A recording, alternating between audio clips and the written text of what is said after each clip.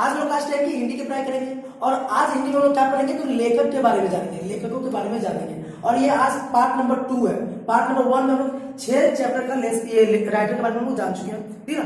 Part number 1 में chapter number 1, 2, 3, 4, 5 और 6 के जो जो लेखक थे उनसे रिलेटेड बहुत सारा ऑब्जेक्टिव क्वेश्चन हम लोग पढ़ लिए ना।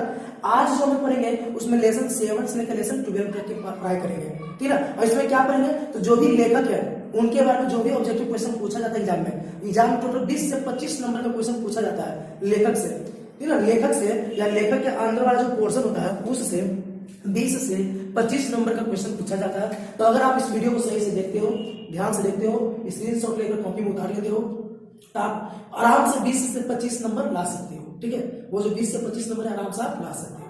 तो वही कहेंगे कि जल्दी से इसका क्या कर लीजिए, आप स्क्रीनशॉट ले लीजिए, जल्दी से इसका स्क्रीनशॉट ले लीजिए ताकि आप इसको क्या करो कॉपी में लिख सको। अब कॉपी में लिख लीजिए तो बाद इसको पढ़ के भी क्या करोगे याद रखोगे, ठीक है।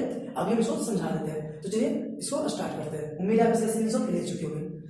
चलिए पहला जो लेसन है, मतलब पहला नहीं आज का पहला, ऐसे तो लेसन नंबर 7वां जो लेसन है उसका क्या नाम है, परंपरा का मूल्यांकन। आप अपने बुक में देख सकते हो 7वां जो लेसन है गोधुली में, उसका नाम क्या है, परंपरा का मूल्यांकन। और इसके राइटर का नाम है रामविलास शर्मा और ये क्या है, निबंध है। ऐसा पूछा जाता है, बताइए परंपरा का मूल्यांकन जो है वो क्या है, पूछा जाता है, ये पूछा जाता है क्वेश्चन, ये बार बार पूछा जाता है। सिर्फ यही कि परंपरा का मूल्यांकन क्या है, ऐसा कोई भी लेसन के बारे में पूछा जा सकता है कि परंपरा का मूल्यांकन क्या है, बहादुर क्या है, नागरिक लिपि क्या है, ऐसा पूछा जाता है। तो आपको याद रखना होगा परंपरा का मूल्यांकन क्या है, निबंध है, ठीक है। क्या निबंध है, इसके राइटर का नाम क्या है, लेखक का नाम क्या है, रामविलास शर्मा, ठीक है। और इसमें हम लोग क्या पढ़ेंगे, साहित्य चिंतन के बारे में पढ़ेंगे, साहित्य के बारे में जानेंगे। तो चलिए लेखक के बारे में जानते हैं, इनका जन्म कब हुआ, कहाँ हुआ, पढ़ाई कैसे की, कहाँ से की, ठीक है। तो रामविलास शर्मा का जो जन्म हुआ है वो 10 अक्टूबर 1912 को कहाँ हुआ, उत्तर प्रदेश में। कहाँ पर, उत्तर प्रदेश में एक जगह है, गाँव है उच्चगांव, ठीक है ना, जो उन्नाव जगह पर है वही पे इनका क्या हुआ है, जन्म हुआ है। ये लखनऊ विश्वविद्यालय से 1932 में बीए किए हैं, लखनऊ विश्वविद्यालय से 1932 में बीए किए और 1934 में अंग्रेजी में क्या किए, एमए किए। आए समझे ना, मतलब 1932 में बीए किए लखनऊ विश्वविद्यालय से और 1934 में क्या किए, एमए किए। किस सब्जेक्ट में, तो अंग्रेजी में, ठीक है। आगे 1938 से 43 तक क्या किए, तो लखनऊ विश्वविद्यालय मतलब उसी विश्वविद्यालय में अंग्रेजी विभाग में अध्यापन कार्य किए, मतलब जहां से पढ़ाई किए वहीं पर क्या किए, पढ़ाए भी। आए समझे ना, जहां से पढ़ाई किए हैं वहीं पर ये पढ़ाए भी है। आगे इनका जो निधन हुआ है वो 30 मई 2000 को हुआ है, दिल्ली में हुआ है, मतलब 30 मई 2000 को दिल्ली में क्या हो गया, देहांत हो गया। अब इनका बहुत सारा पुस्तक है, बहुत सारा कहानी है, बहुत सारा क्या है इनका रचना है, उसके बारे में हम लोग जानेंगे। तो क्या क्या ये और भी रचना की है, इनका बहुत सारा रचना है, जैसे निराला की साहित्य साधना। ऐसा पूछा जाएगा तो बताइए निराला की साहित्य साधना किसने लिखा, किसने लिखा, रामविलास शर्मा ने, ठीक है। ऐसा ही पूछा जा सकता है कि बताइए भारतेंदु हरिश्चंद्र ये किसने लिखा, तो भारतेंदु हरिश्चंद्र किसने लिखा, तो रामविलास शर्मा, है ना। तो इसमें जितना भी आपको लिखा हुआ है ना वो कुछ भी पूछा जा सकता, तो आपको सबको याद रखना है। तो याद रखिएगा निराला की साहित्य साधना, ठीक है ना, भारतेंदु हरिश्चंद्र, प्रेमचंद और उनका युग ये भी किसने लिखा, तो रामविलास शर्मा। भाषा और समाज, भारत की भाषा समस्या, विराम चिन्ह, बड़े भाई, ये सब किसने लिखा है, तो रामविलास शर्मा, ठीक है। और एक चीज और, निराला की साहित्य साधना जो पुस्तक है इसमें एक पुरस्कार भी प्राप्त हुआ है, कौन सा पुरस्कार, साहित्य अकादमी पुरस्कार, ठीक है। तो ये भी पूछा जा सकता है कि बताइए रामविलास शर्मा को किस पुस्तक पर क्या मिला है, साहित्य अकादमी पुरस्कार मिला है, तो किसमें मिला है, निराला की साहित्य साधना पुस्तक में, ठीक है। समझ आ गया। चलिए अब अगले लेसन की ओर बढ़ते हैं। अगला जो लेसन है लेसन नंबर 8 पाठ नंबर 8, जीत जीत में निरखत हूँ, जीत जीत में निरखत हूँ। ये इसके राइटर कौन है, पंडित बिरजू महाराज। अब यहाँ पर थोड़ा सा कंफ्यूजन है, यहाँ पर होता क्या है ना कि कहीं कहीं राइटर का नाम लिखा था पंडित बिरजू महाराज और कहीं कहीं लिखा था रश्मि वाजपेयी, तो इसको हम कंफ्यूजन को दूर कर देते हैं, ध्यान से सुनिए, ठीक है। जीत जीत में निरखत हूँ ये क्या है, साक्षात्कार है, साक्षात्कार का मतलब इंटरव्यू, साक्षात्कार का मतलब क्या है, इंटरव्यू है। और किनका इंटरव्यू है, पंडित बिरजू महाराज का, मतलब पंडित बिरजू महाराज की एक बहुत सारी शिष्या थी, शिष्य थे, तो उसी में से एक शिष्या थी, चेली थी, जिनका नाम है रश्मि वाजपेयी। क्या नाम है, रश्मि वाजपेयी। इन्होंने क्या किया, पंडित बिरजू महाराज का क्या किया है, इंटरव्यू लिया और उसी इंटरव्यू को क्या किया, ये लिख ली है, ठीक है। उसी इंटरव्यू को क्या किया, ये लिखे, जो जो पंडित बिरजू महाराज बताए अपने बारे में वो सब ये लिखे हैं, ठीक है। तो यही है जीत जीत में निरखत हूँ। तो कहीं कहीं पंडित बिरजू महाराज भी रहेगा तो आप इसको टिक मार दीजिए, कहीं रश्मि वाजपेयी रहेगा तो भी इसको टिक मार दीजिए, कोई दिक्कत। अरे समझे ना, मतलब इनका इंटरव्यू लिखने वाली है रश्मि वाजपेयी लिखे है, लेकिन इंटरव्यू किसका है, पंडित बिरजू महाराज का, क्योंकि जो जीवन के बारे में वही सब यहाँ पर लिखा गया, इंटरव्यू एक तरह से है, ठीक है। अब इसमें लेखक के बारे में कुछ लिखे नहीं, लेकिन लेखक के बारे में पढ़ना है यहाँ पंडित बिरजू महाराज के बारे में, किनके बारे में, पंडित बिरजू महाराज के बारे में। हैं। तो पंडित बिरजू महाराज का स्पेशल हम क्या ना एक लंबा सा कहानी वाला वीडियो ही बना चुके हैं, आप वहां से उसको देख सकते हो और वहां से उसको समझ सकते हो, ठीक है। तो पंडित बिरजू महाराज का मतलब ये जिजित में नहीं रखा तो ये टॉपिक करके एक हम वीडियो बना चुके हैं, आप वहां से पंडित बिरजू महाराज के बारे में हर एक ये ऑब्जेक्टिव क्वेश्चन ही नहीं, साथ में जो सब्जेक्टिव क्वेश्चन है, जो लॉन्ग क्वेश्चन है, उसका भी आंसर आप वहां से प्राप्त कर सकते हो। तो समझ में आ गया कि इसका क्यों हमने यहाँ पर लेकर परिचय आया, समझे ना। पंडित बिरजू महाराज का जन्म कब हुआ, ठीक है, कहाँ हुआ, कितने भाई बहन थे, इनके जीवन में कौन कौन सा घटना घटा, ठीक है, ये सब बात हम बता चुके हैं वो उस वीडियो में, इसलिए यहाँ पर हम बताया नहीं तो ये और लंबा हो जाता। चलिए आगे बढ़ते हैं। अगला जो लेसन में पढ़ना है जिसका नाम है अभिमन्यु। क्या नाम है? अभिमन्यु। इसके राइटर का नाम है अशोक वाजपेयी। क्या नाम है? अशोक वाजपेयी। और ये जो है ये यात्रा वृत्तांत है। यात्रा वृत्तांत मतलब ये यात्रा किए होंगे अशोक वाजपेयी जो है। अभिमन्यु कोई जगह है, स्थान है, उसी स्थान का ये यात्रा किया है और उसी यात्रा को ये क्या किया है, लिख दी है। इसी को बोलते हैं यात्रा वृत्तांत। तो पूछा जाएगा बताइए अभिमन्यु क्या है, पूछा जाएगा कि अभिमन्यु जो पाठ है वो क्या है, अभिमन्यु पाठ क्या है। ऑप्शन नंबर ए निबंध, ऑप्शन नंबर बी यात्रा वृत्तांत, ऑप्शन नंबर सी जीवनी, ऑप्शन नंबर डी कहानी। तो क्या है जी? यात्रा वृत्तांत। क्या है? यात्रा वृत्तांत। आया समझ में ना। और ऐसे से पूछा जाएगा अभिमन्यु क्या है, अभिमन्यु एक जगह है, अभिमन्यु एक स्थान है। इसको हम इस लेसन में बताएंगे। इस लेसन में जब अलग से वीडियो बनाएंगे ना, जितना लेसन बता रहे हैं सब लेसन का अलग अलग से हम वीडियो बनाए हैं, ठीक ना। अलग अलग वीडियो बनाए, कुछ का बन चुका है, कुछ का बनाने वाले हैं, तो आप वहां से देख सकते हो, ठीक है। चलिए तो लेखक के बारे में जानते हैं, अशोक वाजपेयी के बारे में जानते हैं कि उनका जन्म कब हुआ, कहाँ से पढ़ाई किए, ठीक है। तो अशोक वाजपेयी का जन्म हुआ 16 जनवरी 1941 में। कहाँ कब हुआ जन्म? 16 जनवरी 1941। और कहाँ पर? तो छत्तीसगढ़ जो राज्य है वहीं पर जगह है दूर, वहीं पर इनका जन्म हुआ। लेकिन ये मूल निवासी कहाँ के थे? ये मूल निवासी थे मध्य प्रदेश के। कहाँ के? मध्य प्रदेश के। मतलब यहाँ इनका जन्म हुआ, लेकिन ये पिताजी जो थे कहाँ के निवासी थे? मध्य प्रदेश में एक जगह है जिसका नाम है सागर। मध्य प्रदेश में एक जगह जिसका क्या नाम है? सागर। वहीं के इनके पिताजी मूल निवासी थे। ये पूछा जा सकता है, बताइए अशोक वाजपेयी मूल निवासी किस राज्य के थे? ऑप्शन में रहेगा छत्तीसगढ़, ऑप्शन में रहेगा मध्य प्रदेश, ऑप्शन में रहेगा उड़ीसा, बिहार, कुछ भी रह सकता है। तो आपको मारना कहाँ? ठीक, मध्य प्रदेश पर, ठीक है। हाँ, लेकिन जन्म कहाँ हुआ जी? तो जन्म हुआ है छत्तीसगढ़ में, ठीक है। पिताजी का क्या नाम था? तो पिताजी का नाम था परमानंद वाजपेयी। क्या नाम था पिताजी का? परमानंद वाजपेयी। और माता जी का क्या नाम था? निर्मला देवी। माता जी का क्या नाम था? निर्मला देवी। आया समझे ना। चलिए इनकी जो प्रारंभिक शिक्षा है वो गवर्नमेंट हायर सेकेंडरी स्कूल सागर से हुई। सागर एक जगह है जो कहाँ पर है? मध्य प्रदेश में। मध्य प्रदेश में एक जगह है सागर, वहीं से इनकी प्रारंभिक शिक्षा पढ़ाई शुरू हुई, ठीक है। इसके बाद ये सागर विश्वविद्यालय से बीए किए और सेंट स्टीफेंस कॉलेज दिल्ली से क्या किए? एमए किए। अभी वर्तमान समय में ये दिल्ली में कला अकादमी के निदेशक है। दिल्ली में एक संस्था है कला अकादमी, ठीक है, उसी के क्या डायरेक्टर है, निदेशक। ऐसा समझो ना, ठीक है। तो ये पूछा जा सकता है कि बताइए अशोक वाजपेयी अभी कहाँ पर निदेशक है? जो दिल्ली में जो कला अकादमी है उसी के निदेशक है, ठीक है। चलिए आगे बढ़ते हैं। अब इनकी प्रमुख रचनाएं क्या है? तो ये तो बहुत सारी रचना की हुई है, रचना बहुत सारा है, ठीक है। लेकिन जो कुछ खास रचना है उसका नाम हम यहाँ पर लिख दिए। जैसे शहर अब भी संभावना है, ये किनका रचना है? तो अशोक वाजपेयी का, ठीक है। एक पतंग अनंत में, और क्या है? तत्पुरुष, और क्या है? कहीं नहीं वही, ठीक है। और क्या है? बहुरी अकेला, थोड़ी सी जगह, फिलहाल, कुछ पूर्व ग्रह, समय से बाहर, कविता का गल्प, तीसरा साक्ष्य, साहित्य विनोद, कला विनोद इत्यादि। ये सब क्या है? किनका रचना है? तो अशोक वाजपेयी का। हम मानते हैं कि इतना सारा याद रखना पॉसिबल नहीं है, ठीक है, लेकिन फिर भी आप कोशिश कीजिएगा तो याद हो जाएगा। आया समझना, कोशिश कीजिए क्योंकि ये जरूरी है। अगर आप चाहते हैं कि 20 से 25 नंबर उठा लें सही से, तो ये सब आपको याद हो जाएगा। क्या पता आपको ये याद है, ये भी याद है, ये याद नहीं है। पूछ लिया क्वेश्चन यही कि बताइए फिलहाल जो है इसके राइटर कौन है, किनकी ये रचना है, तो आप छोड़ दीजिएगा ना, छोड़ दीजिएगा ना जी। तो इससे बोले कि सब आप याद रखने की कोशिश कीजिएगा। ऐसा ना पूछेगा फिलहाल किनकी रचना, क्या बोलेगा? अशोक वाजपेयी का। पूछेगा हम लास्ट से कि कविता का गर्भ किनकी रचना, तो इसका है अशोक वाजपेयी का। तो जब याद रहेगा तभी ना लिख सकते हैं, नहीं याद रहेगा तो लिख सकते हो नहीं, तो इसलिए आपको पूरा याद रखना पड़ेगा। आगे देखिए क्या है, अशोक वाजपेयी को बहुत सा पुरस्कार मिल चुका है। साहित्य अकादमी पुरस्कार मिला है, दयावती मोदी कवि शेखर सम्मेलन ये भी सम्मान मिल चुका है, ठीक है। फ्रेंच सरकार का यानी कि दयावती मोदी कवि शेखर सम्मान, सम्मेलन नहीं सम्मान, ये भी को मिल चुका है, ठीक है, ये भी को मिल चुका है। फ्रेंच सरकार का officer of the order of cross 2004 ये सम्मान इनको प्राप्त हो चुका है, ठीक है। फ्रेंच सरकार तो फ्रांस की सरकार द्वारा दिया गया है। ये जो प्राइज है, ये जो सम्मान है, ये किसके द्वारा दिया गया? तो फ्रेंच सरकार द्वारा, मतलब फ्रांसीसी सरकार के द्वारा। आया समझ में? तो यही था आपका पार्ट ये लेसन नंबर 9 तक का अभी इसी में बताना और बाकी है। लेसन नंबर 10, 11, 12 बताते हैं, जिसको हमको साफ करना पड़ेगा। तो अगर स्क्रीनशॉट नहीं लिए तो अभी जल्दी से ले लीजिए। अब इसको हम साफ करते हैं, साफ करने के बाद लेसन नंबर 10, 11, 12 बताते हैं, तो इसको साफ करें। अगले टॉपिक की ओर, अगला टॉपिक जो है, अगला जो पार्ट है, पार्ट नंबर 10, नाम क्या है? मछली, है ना। पार्ट नंबर 10 नाम क्या है? मछली। ये बहुत ही इंटरेस्टिंग कहानी है, इसका भी वीडियो अलग से बना के आपको डाल चुके हैं, आप वहां से इसका पूरा कहानी का वीडियो देख सकते हो। अगर उसका कहानी का वीडियो देखते हो ना, तब सभी क्वेश्चन को मुंजवानी आंसर दोगे। सिर्फ एक बार वीडियो देखोगे। मेरे स्कूल का 2-3 क्लास का बच्चा वो वीडियो देखा है, और 2-3 क्लास का बच्चा 10वां क्लास के क्वेश्चन को आंसर दे रहा है सिर्फ वीडियो देख करके। तो आप तो आराम से दे सकते हो, ठीक है।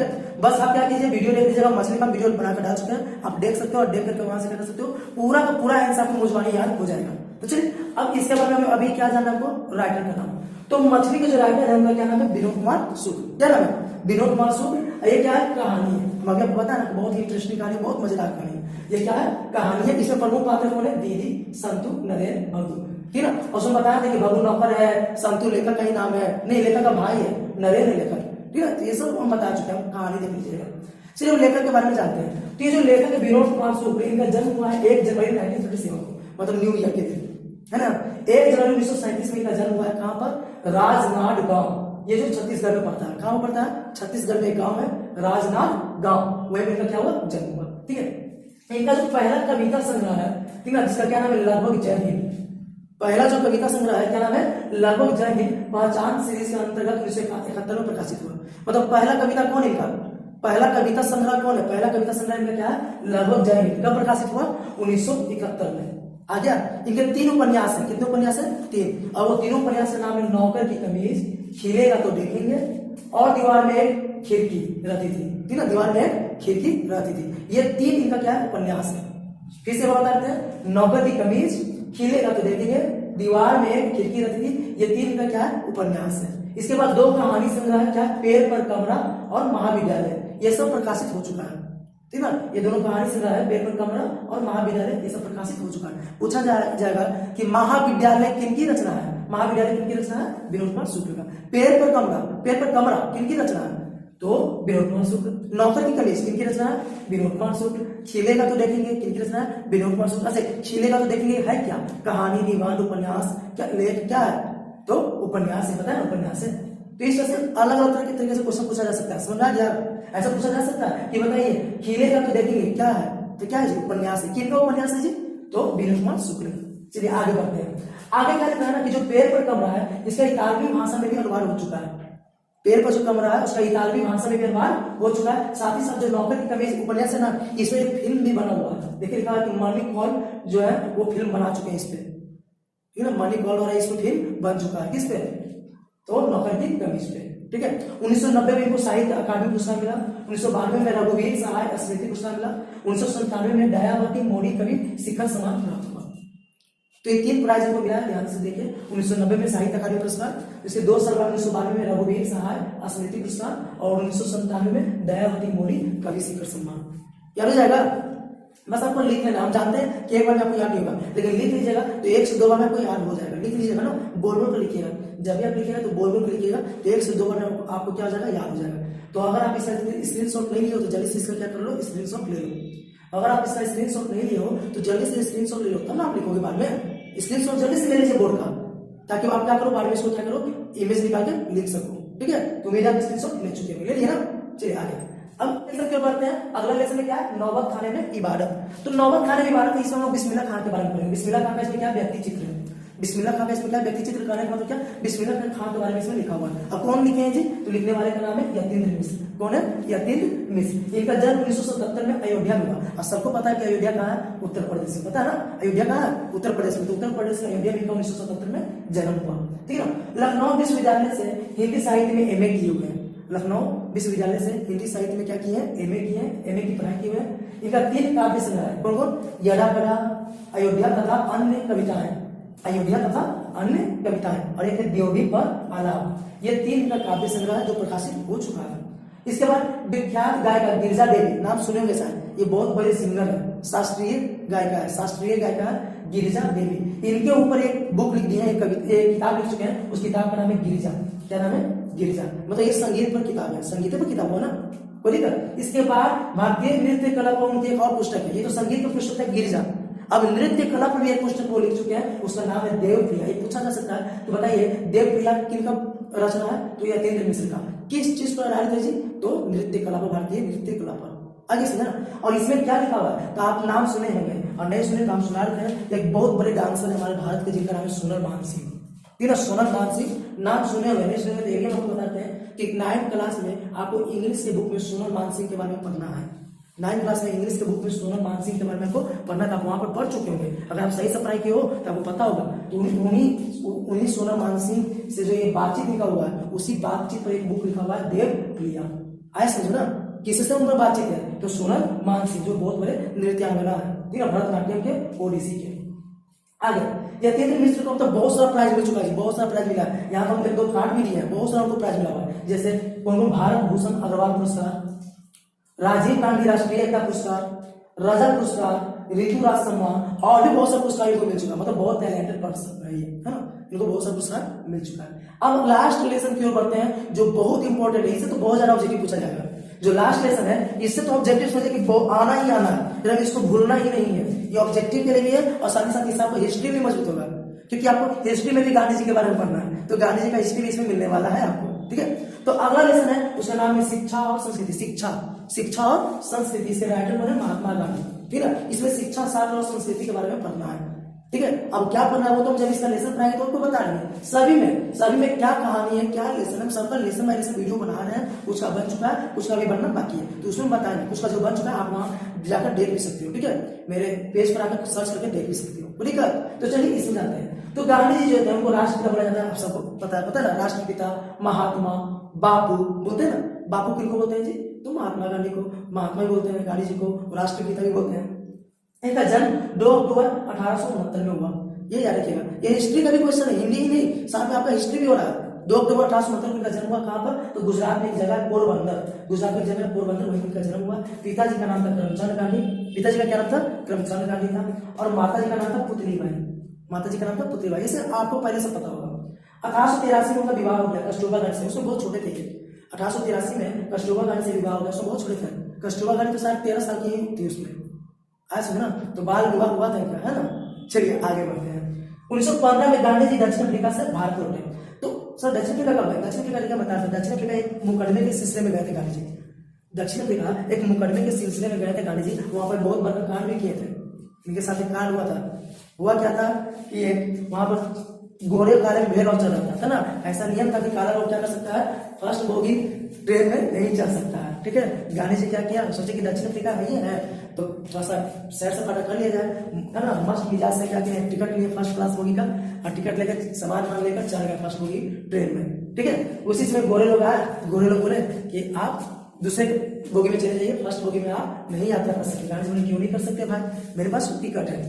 तो वो लोग एक दो बार बोले, ऐसा नहीं डायरेक्ट उठा के बात कर दिया, मतलब बोला एक दो बार कि नहीं आप यात्रा नहीं कर सकते, ऐसा यहाँ पे कोई नियम नहीं है, आप यात्रा नहीं कर सकते। जब देखा कि गांधी जी नहीं मान रहा है तो कहा कि मानने वाला ना है, तो उसको सामान सहित गांधी जी को उठा के क्या किया? चलती ट्रेन से बाहर फेंक दी, है ना। लेकिन गांधी जी थे बकरी के दूध पिए हुए थे, मजबूत हड्डी था, कुछ हुआ नहीं, है ना। ये भी है जिक्के कॉमेडी नहीं है कि गांधी जी बकरी का दूध पिया करते थे। ठीक है, बता रहे हैं हम आपको। ठीक है, तो वहां पर गांधी जी क्या किया? कहते अच्छा बेटा तुमको ट्रेन से बाहर किया है, ठीक है, तुमको हम यहीं से बाहर कर देंगे। और वो क्या किए?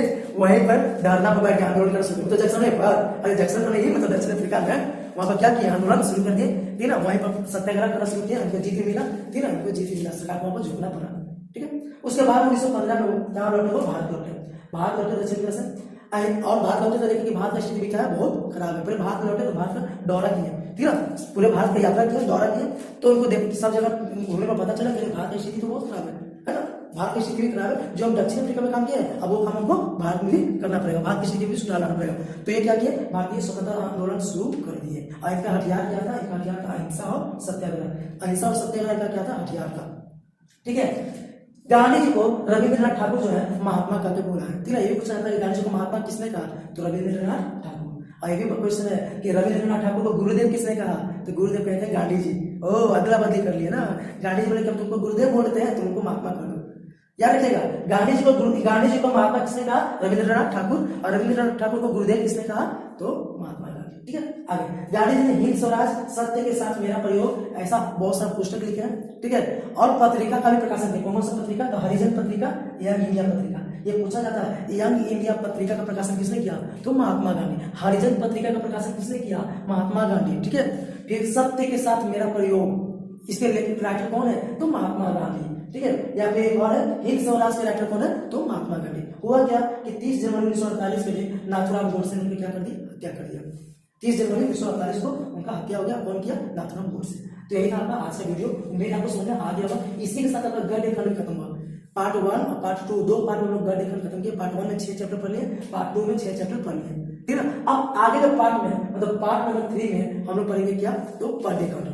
ठीक है ना, तो उसमें भी हम लोग 6 चैप्टर पढ़ेंगे, फिर पार्ट 4 में पढ़ेंगे। आगे चलता रहेगा, ये जो पढ़ाई का सिलसिला है आगे चलता रहेगा। आप बस हमारे साथ बने रहिए, देखते रहिए, हर एक वीडियो को देखिए। जो भी आपको बोर्ड पे नोट्स मिलता है उसको आप स्क्रीनशॉट लेकर कॉपी में लिखते जाइए। अगर आप मेरे साथ बने रहते हो तो आपको कहीं भी कोचिंग करने की जरूरत नहीं पड़ता है, कहीं भी भैया दीदी का पैर हाथ पकड़ने की जरूरत नहीं पड़ेगा। आप अपने आप सब चीज का नोट्स बना सकते हो। कहां से? तो मेरे वीडियो से। सभी सब्जेक्ट का नोट्स आपको एकदम इजी लैंग्वेज में मिलेगा, और ऐसा नोट्स मिलेगा जिससे आपको क्वेश्चन आना ही आना है। टोटल क्वेश्चन वहीं से आएगा, उससे 12 क्वेश्चन कहीं से नहीं आना वाला, मेरा गारंटी है। नहीं तो अभी का भी नोट्स आप क्या करोगे लेकर, और जो क्वेश्चन एग्जाम में आएगा या पिछले बार जो क्वेश्चन आ चुका है वो आप मिला सकते हो। उससे आपको विश्वास हो जाएगा कि जो सर बोल रहे हैं वो बिल्कुल सही है। तो चलिए अब मिलते हैं अगले पार्ट में। ठीक है, इसी का पार्ट नंबर 3, लेकिन यहाँ रहेगा पढ़ने का। आज के इतना है।